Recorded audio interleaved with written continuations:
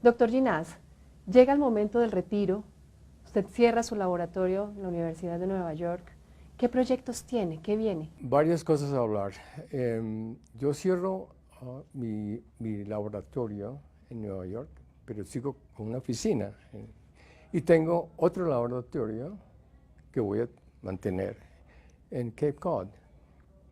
De modo que realmente es un cambio menos drástico de que uno podría imaginar. El Señor sabe hacer ciertas cosas y quiere seguir haciendo las cosas que sabe, digamos, ¿no? Y claro, hay también la posibilidad de hacer cosas que nunca haya hecho antes, y entonces esa parte es preciosa. Entonces voy a ser parcialmente neurocientífico y parcialmente educador, imagínense. Cuéntenos de qué se trata esa parte de ser educador. Se trata de lo siguiente. Me parece que la educación de los jóvenes, de los niños y los jóvenes, no es óptima, ni aquí ni en ninguna parte. Y la razón para decirlo es que si uno piensa o si uno estudia exactamente cuánta información le queda a la gente después de terminar su bachillerato, digamos, la cantidad de información que queda es muy pequeña. Es la mayoría de las cosas se olvidan. Y yo siempre digo lo mismo, los afluentes del Caquetá no los conoce nadie. ¿Por qué vamos a conocerlos? Es muy interesante. Y entonces la situación es que se enseña sin contexto. Entonces, resolví que quizá valdría la pena generar una nueva metodología de enseñanza. De modo que lo que se aprenda se internalice y sea parte de uno. Y entonces se me ocurrió hacer una cosa que yo llamo cosmología, que alguna vez traté de hacerlo, pero ahora creo que sí se puede hacer. Y entonces voy a hacer eso, voy a utilizar cierto contenido de mi tiempo en desarrollar cosmología. Y la idea realmente es la siguiente. Me parece que la manera más lógica de tener una idea de conocimiento general y de la postura de los humanos con respecto a la Tierra es simplemente reconstruir la historia del desarrollo intelectual de la humanidad. Entonces, ¿cuál es la idea? Ya lo había dicho antes, pero le cuento. La idea es que los niños y las niñas de primaria empiecen siendo cazadores recolectores. Entonces, ¿cuáles son los problemas? ¿Cómo se hace una caza sencilla? ¿Cómo se consiguen? ¿Cómo se buscan animales? ¿Cómo se cazan? ¿Cómo se hacen los utensilios requeridos? ¿Cuáles son las ventajas y las desventajas? ¿Qué pasa cuando llueve? ¿Qué pasa cuando hay nieve? ¿Qué pasa? ¿No? Entonces, eso sería, digamos, el primer año. El segundo año van de cazadores recolectores a agricultores, pequeños agricultores. Entonces, ya no tienen que buscar los animales, sino que los tienen en una jaula, en fin. Y entonces tienen que aprender cosas como a contar. El cazador recolector no tiene que contar. Pero ya si no tiene pues, gallinas y vacas, si son 15 o son 25. Entonces, la idea es hacer una reconstrucción de la historia del desarrollo intelectual del humano en los 12 años de colegio, terminando, digamos, con el mundo de hoy. Esa es una cosa que nunca se ha hecho y que sería, me parece, de una importancia enorme, porque es contexto dependiente, no es memoria dependiente. Si uno entiende las cosas, no se le olvidan, pero la mayoría de la gente, ya lo he hecho muchas veces, cuando uno les pregunta que tanto se recuerda, dicen, no, pues geografía, 2 o 3 cosas, y matemática no recuerdo nada. Historia sí, pues que Napoleón, nunca internalizaron el conocimiento que debían tener y que podían tener, porque la metodología de la adquisición de esa información es malísima. Si tienen que recordarse las palabras. Si uno ve las cosas, y uno inclusive las dibuja, entonces las internaliza, ya no se le olvida a uno de la situación. Entonces esa es la idea, desarrollar 12 años, 12 cursos, paralelo a lo que hay, donde los estudiantes puedan generar su propio mundo, conocer lo que les interesa, saberlos, ponerlos en contexto. Ese es un cambio muy radical, yo entiendo, en la educación, pero hay que hacerlo. Es una revolución y es algo que usted ha querido siempre en la educación. Absolutamente. De modo interesantísimo, casi que solamente se puede hacer en un país como Colombia. ¿Por qué? Porque resulta que en los otros países la estructura de enseñanza es una industria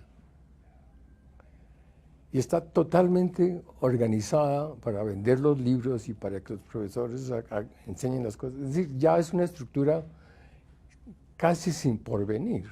Es decir, que usted ve porvenir de alguna forma en el modelo de educación. Exacto.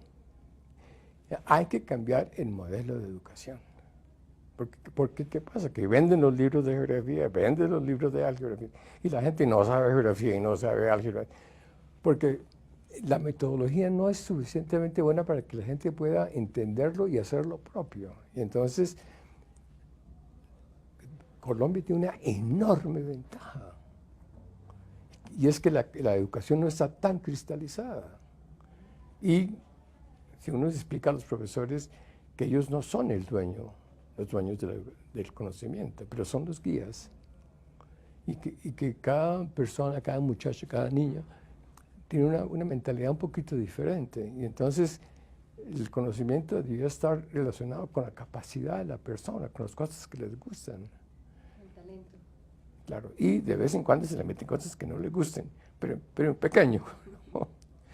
Entonces, claro, la posibilidad de cambiar, de hacer un vuelco duro y profundo de la educación está presente. Y se hace en Colombia, fantástico. Pero usted quiere eso, que Colombia sea eje de este proyecto. Absolutamente. ¿Y ya ha tenido algún acercamiento para empezar? No, he estado hablando cómo hacerlo.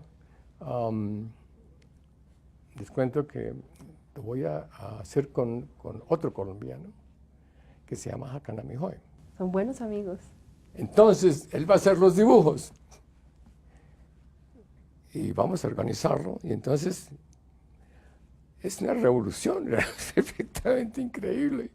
Un pintor y un científico pues van a hacer educación entendible y adquirible y recordable, memorable, ¿no? Entonces, eso es lo que el plan en que estoy. Y veo que lo emociona y lo apasiona. Pues claro, idea. Imagínense la posibilidad de que la gente entienda y lo acepte y lo tenga para siempre. Esto sí es educación. No, es decir, a mí me parece que si se hace bien, puede ser revolucionario. Y que sea en Colombia me parece fantástico. Y que sea con Haka, mejor todavía. ¿Eso quiere decir que lo vamos a tener de regreso al país o lo Pues, va a manejar en la distancia? No, tengo que manejarlo de Estados Unidos, pero hay que venir con frecuencia. Y hay que asegurarse que los maestros entiendan que se les están dando más poder y no menos poder. Que no son los dueños, pero son los guías. Es mucho mejor ser guía que ser dueño. ¿Eso nos permitirá tener un mejor país? Vamos a ver, pues no sé exactamente cómo se va a tomar ese aspecto, ¿no? ¿Usted?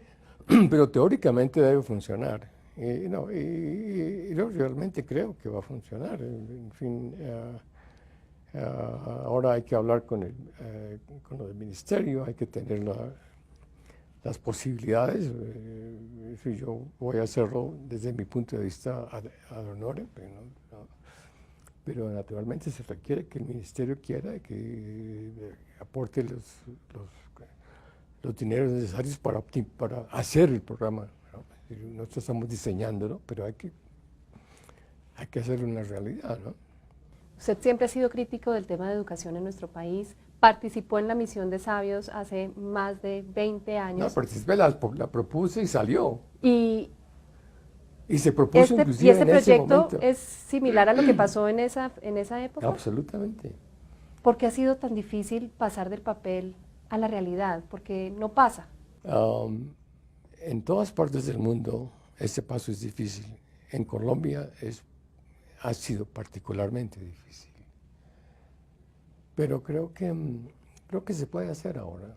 Es decir, que hay suficiente interés social y que se han dado cuenta, de los políticos y la gente se han dado cuenta que un país educado es poderosísimo comparado con un país no educado, ¿no?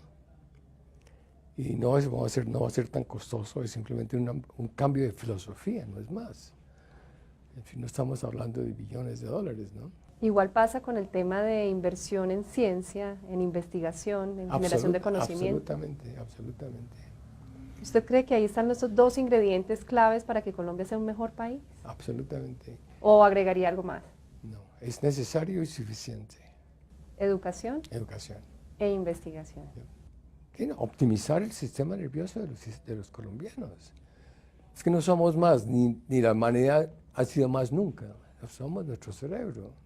Exactamente, y todos tenemos el mismo cerebro, tenemos capacidad de pensar. ¿Por qué algunos son Rodolfo Ginás y otros no? Es que locos no puede ser todo el mundo, ¿no? Loco maravilloso. No, es una cuestión de suerte, digamos, y de pasión, ¿no? Es decir, yo simplemente, a mí me parecía triste vivir sin entender, aceptar cosas porque se lo dice alguien, o sea, ya hay que verificar. Entonces uno investiga, que es simplemente una verificación intelectual de la realidad, no es más. Doctor Ginás, todos sabemos que usted lleva mucho tiempo por fuera del país, pero uno recibe noticias del país a través de los amigos, de la familia, de los medios. ¿Cómo ves a Colombia en este momento? Colombia está en un momento sumamente interesante, porque creo que ha evolucionado lo suficiente para poderse convertir en un país de vanguardia. Entre otras cosas porque no tiene los lastres que tienen los países ya más estructurados. Eso es de una importancia increíble. Es decir, quizá fue bueno que hubiéramos tenido pues un poco de retraso, porque entonces no hemos comprado la estructura rígida que da el éxito.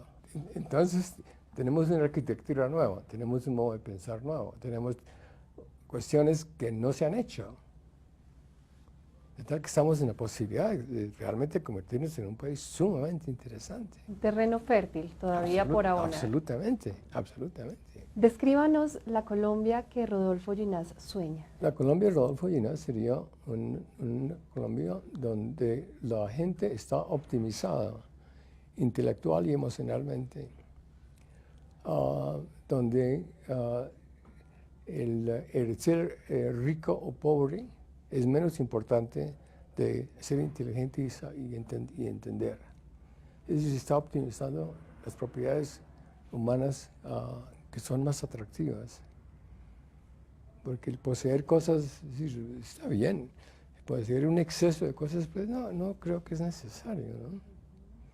Entonces podemos quizás ser una de las primeras sociedades humanas caritativas a sí mismo,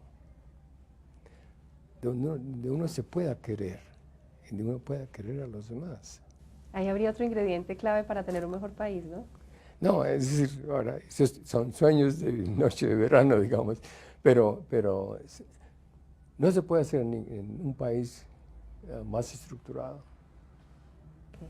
¿Hay esperanza en Colombia? No, es que hay ventajas. Y es que hay que entender que tener un subdesarrollo de cierto tipo es muy ventajoso. Que nunca no sé por qué nunca se ha dicho, pero es verdad. Es decir, todavía no he comprado.